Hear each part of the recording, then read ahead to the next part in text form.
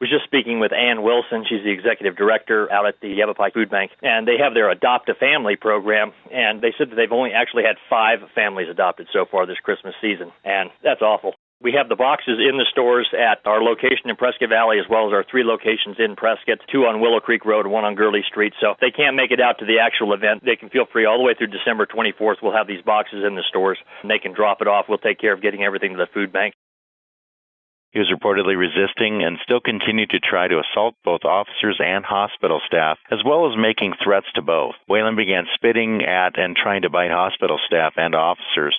Whalen was transported to the Yavapai County Jail in Camp Verde, which required 2 officers because he was so combative, all the way to the jail. Whalen was ultimately charged with 1 count of aggravated assault as well as 1 count of resisting arrest.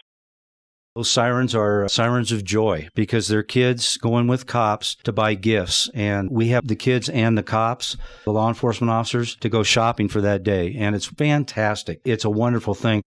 One is 90 and one is 94. There isn't too many of them around, so Mayor is going to make a presentation, and they will be presented with the colors by the American Legion Post 6 for just a few minutes, and then they're going to be going over to Oggs on Cortez, and there will be a cake there for them. Throw $1, $2, whatever your heart desires, and all those funds go to children's performing arts scholarships. And this last fall, we awarded over $6,000. When we arrived, a suspect identified as 30-year-old Andrew Fuller actually confessed to deputies to being involved in several sex crimes. He was arrested there without incident. He's been booked on 9 counts of child molestation. These incidents had occurred over the last 2 to 3 years involving a single victim who's less than 15 years old and known to Fuller. And we're glad that at least he came forward at some point and hopefully prevents that victim or potentially other victims from being hurt by him.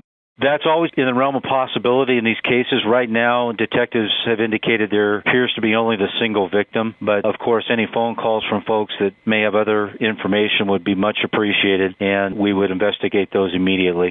Attacking his 31-year-old wife, striking her in the head and ribs during an argument. He then met a friend at a local restaurant. They went to that friend's home, and Fuller engaged in another argument and insulted that friend, and the friend sustained a swollen eye and bloody nose.